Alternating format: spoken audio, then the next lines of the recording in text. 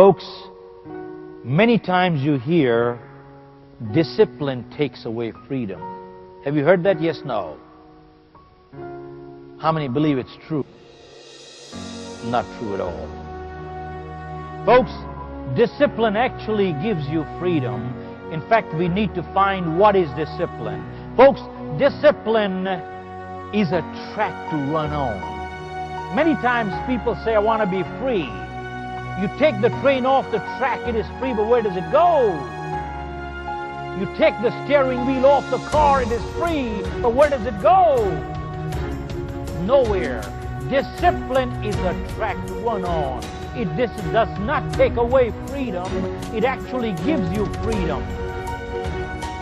Anybody here who has a 2 or 3-year-old child? Raise your hand. 2 or 3-year-old child. Man, 3-year-old, 2-year-old? Yeah. Does your child love chocolates, man? Yeah. And if you took a nice big box of chocolate, would your child love it, man? Yeah.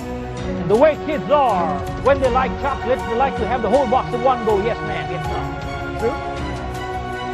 And let me ask you, if you let your child have the whole box in one go, what will happen? Your child will fall sick.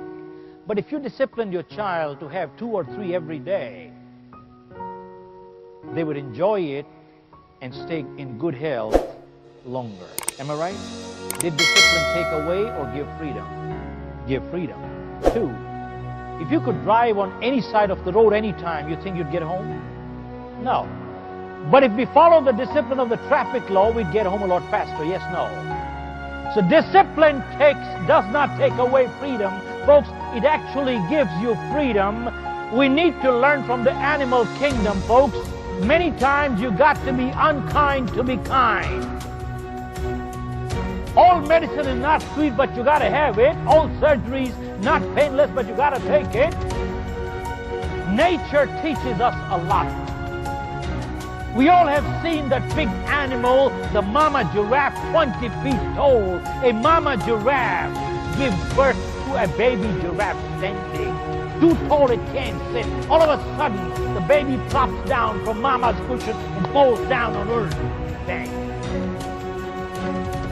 Baby is weak and wobbly, can't get up. What does first thing mama do? Mama goes right behind the baby, takes a little head start, and comes and gives one kick. And the baby jumps up. I'm sure giraffe kicks must be pretty hard. I haven't had it. But the baby jumps up.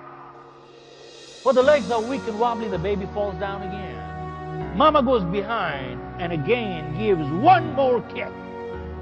And the baby jumps up again, but the legs are weak and wobbly, the baby falls down again. And mama goes behind and again gives one more kick. Mama keeps kicking till the baby is able to get on its feet. Why?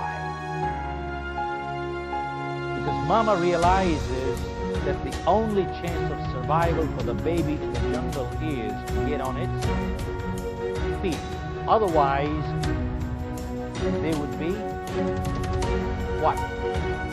Yeah, they would be eaten up by the predators. The question is this an act of love? Yes, no. Folks, discipline is an act of love. Parenting and leadership is not a popularity contest.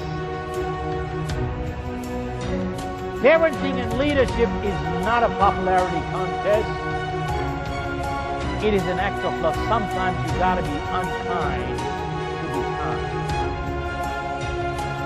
I'll share with you a little poem. In fact, one time, a judge convicted a robber and asked him, do you want anything to say? He said, yep. Send my parents to jail too. He said, why? He said, when I was a little boy, I stole a pencil from the school. My parents knew about it, never said a word. Then I stole a pen. They knew about it, never said a word. And then I started stealing other things, never said a word. Gradually, I started stealing in my neighborhood. And here I am. If anybody belongs in the jail, my parents knew too. Folks, that does not absolve him of his own responsibility. But the question is, did the parents do their job right? Yes, no. Folks, parenting is not a popularity contest. I want to share with you a poem I came across, and I don't know again who the author is, but let me share. A parent says, when my children are old enough to understand the logic that motivates a parent, I will tell them, I love you enough. I loved you enough to ask you where you are going, with whom, and what time would you be back home. I loved you enough to make you take a chocolate back to the drugstore, even with a bite in it, and tell the storekeeper, I stole it yesterday. I am here to pay for it today. I loved you enough to let you save your own money to buy a bicycle, even though I could afford to buy you one. I loved you enough to stand over you for 2 hours to get your room cleaned, and act that would have taken me only 15 minutes. I loved you enough to let you see tears, anger, and disappointment in my eyes. Children must learn parents are not perfect either. Do you know of any perfect set of parents, folks? There are none in this world. I loved you enough to let you accept responsibilities for your actions, even though the penalties were so harsh that they broke my heart. But most of all, I loved you enough to say no. And I knew you would hate me for it, but those were the most difficult battles of all. I am glad I won them, because in the end, you won them too. Because in the end, you won them too. Folks, parenting is not a popularity contest at all. Sometimes you got to be unkind to be kind. Folks, going back a few years ago, I read an article in the United States, and it said, we people. You know what we people means? Not Mr. We. We people over 50, I am over 50. We are the no generation. You know what the no generation means? When we ask the parents, can I buy this? They said no. Can I go to the movies? No. Can I go to the restaurant? No. And when they said no, they meant no. And from the eyes you could tell, you better not ask again. Could you relate to that? Yes, no? Yeah. He says, we're the no generation. He says, our kids are the yes generation. Anytime they come and ask you, can I buy this? Of course. Can I go to the movie? Oh, yeah. Can I go to the restaurant? Of course. And if perchance you ever said no, they say, why? And now you explain the why. Then they again ask you why. You explain the second why, they again say why. And now the third why, and the fourth why, and the fifth why. Why does the sun come out of the east? I don't know why. That's the way it is. When you go to the doctor, he looks at your blood profile, and he says, you got malaria. You say, why? What do you mean, why? Because he's went through 30 years of medical school, because he knows more than you do. That's why. Folks, let me ask you a question. Does a 4-year-old have the same maturity level of a 40-year-old? Yes, no. You can explain all the why you want. Sometimes they don't understand, because I say so. Folks, I'll answer all the why you want, so long as the why comes out of inquisitiveness. That's fine.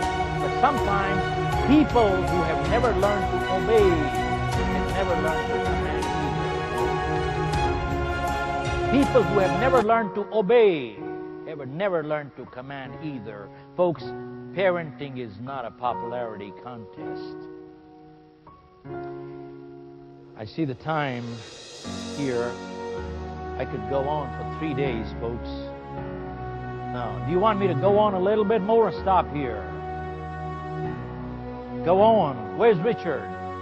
Richard has to cut short the lunch break, my friend. Folks, I'm just going to wind up quickly here. A couple of things I just want to share. Many times you hear people saying, I just don't have enough time. Time flies. Time comes and goes. Folks, it is flying right now. Time just comes and goes away. There's not enough time to do anything. Have you heard that? Yes, no? Yeah? Funny part is, how many believe it's true? Raise your hand. Raise your hand, folks. Time comes and goes away. Raise your hand. That's not true at all. Folks, time does not come and go away at all. Time is eternity. Time is standing still. We come and go away. We come and go away. You see, yesterday is history. Tomorrow is mystery.